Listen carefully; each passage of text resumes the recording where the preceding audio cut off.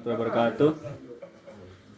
Saya Kasiful Anwar, Prodi PPSI 2019, akan menerangkan tentang faktor sosiopolitik bahasa dan pendidikan. Bahasa tidak hanya untuk berinteraksi dua orang atau arah, tetapi juga untuk menyampaikan perasaan seseorang atau banyak orang. Manusia adalah makhluk sosial yang selalu menggunakan bahasa dalam kehidupannya. Tingkat sosial menggambarkan bahwa bahasa kehidupan masyarakat manusia tidak lagi sesuai atau sebagai individu, tetapi masyarakat sosial. Holmes 1995. Sosiolinguistik yaitu untuk menjelaskan mengapa penutur menggunakan bahasa cara berbeda-beda dalam konteks sosial yang berbeda-beda. Apalagi sekarang ini banyak orang-orang yang menguasai lebih dari satu bahasa. Tidak hanya orang dewasa, tetapi juga anak-anak. Demikian. Itu sudah terbukti dari dia belajar di sekolah dan bergaul di lingkungan rumah. Dalam arti yang paling luas, hubungan antara bahasa dan pembelajaran dimulai sejak lama sebelum anak-anak pergi ke sekolah. Menurut saya sendiri, anak-anak tumbuh dalam lingkungan multibahasa, juga belajar sejak usia dini. Jadi, cara menggambarkan bahasa yang berbeda yaitu dengan cara bergantung pada konteksnya dan dengan siapa mereka berbicara. Misalnya, kita bisa membuat orang lain melakukan sesuatu untuk mereka, bisa mengungkapkan kasih sayang atau kemarahan, dan bisa berjuang memahami dunia sekitar mereka. Di sini juga ada beberapa cara untuk mengungkapkan perasaan pembicara tentang siapa mereka pribadi melalui perasaan atau emosi yang diekspresikan dari wajah seorang tersebut. Lalu cenderung ada beberapa yang khas pola pengambilan giliran yang disebut sebagai inisiasi respon, umpan balik, atau urutan inisiasi respon evaluasi. Nah, biasanya guru melalui urutan dengan mengajukan pertanyaan kepada siswa. Seorang siswa kemudian menanggapi dan guru pun langsung mengevaluasi dan menindaklanjuti respon.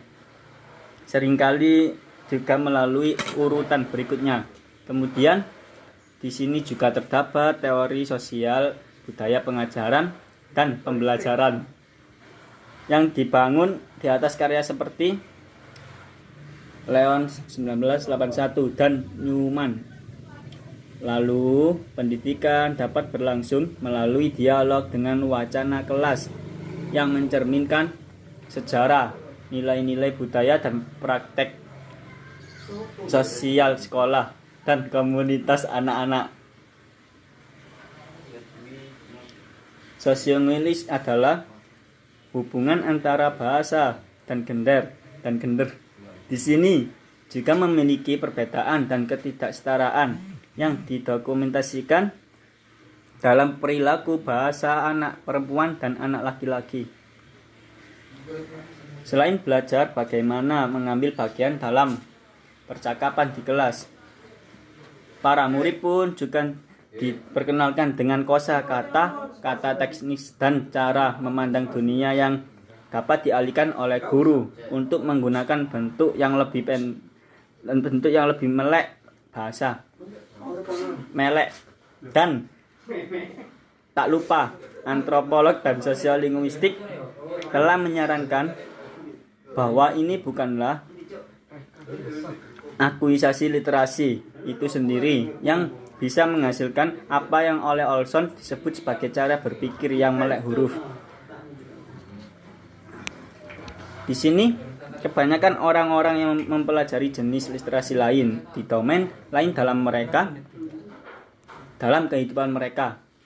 Tetapi ini mungkin tidak dihargai secara setara oleh para pendidik. Misalnya, seorang siswa mungkin menghasilkan esai yang terlalu buruk di sekolah, tetapi dia menunjukkan hasil yang sangat tinggi, tingkat IT atau tingkat melek di rumah saat sedang menonton video atau bermain game, yaitu yang sedang viral saat ini, game ML.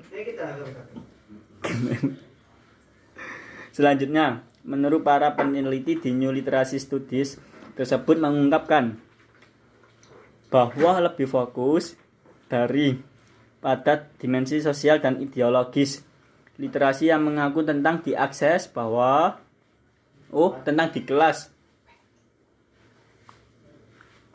tentang di kelas di luar sekolah atau keaksaraan vernakular praktek. Barton 1994. Di sini terdapat bahasa di dalam dan di luar sekolah.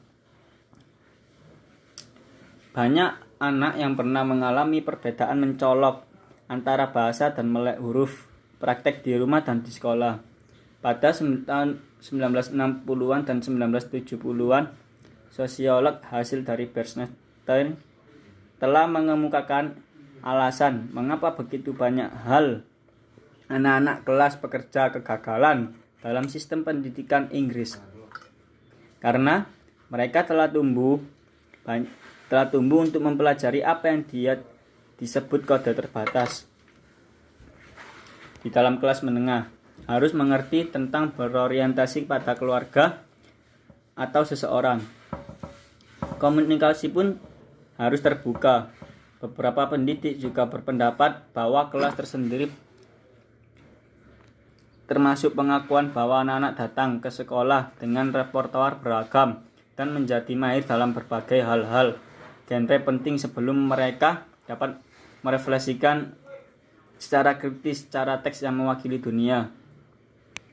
Di satu sisi, banyak anak yang memperoleh pengalaman bahasa dan kompetensi dengan komputer dan ponsel yang mungkin masih tidak memadai atau digunakan sebagai sumber belajar di sekolah. Atau mungkin sebaliknya, para pendidik mulai mengeksplorasi tentang bagaimana mereka dapat mempersiapkan anak-anak dengan sebaik-baiknya di 21 abad. Lalu, di sini penelitian sosiolinguistik telah mempengaruhi pengajaran bahasa Inggris sebagai bahasa yang kedua, yaitu kemampuan untuk menggunakan bahasa dengan tepat dan efektif dalam situasi yang berbeda untuk tujuan dan khayalan yang berbeda. Namun, saya sedikit mengetahui apa itu pentingnya jenis identitas yang ditawarkan oleh belajar sebagai bahasa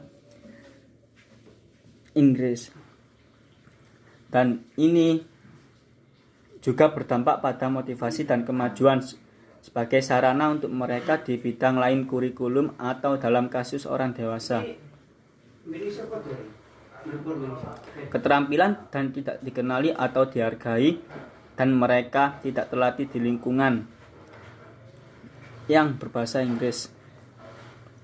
Nah, dalam konteks pengajaran internasional, sosiolinguistik pun berpendapat bahwa ketidaksetaraan antara komunitas Anglophone dan pelajar bahasa yang dikodekan dalam wacana pengajaran ESL dan buku teks. Lalu, cara yang juga sangat spesifik di mana bahasa dan keaksaraan dipandang terhubung dengan pembelajaran, di mana itu bisa digunakan untuk konteks pendidikan dan sosial, dan implikasi ideologis dari praktek ini untuk semua anak bisa disorot di semua konteks multibahasa. Mungkin itu saja menurut saya tentang pelajaran dan menjelaskan tentang bahasa dan pendidikan yang menonjol ke dalam sekolah dan di luar sekolah.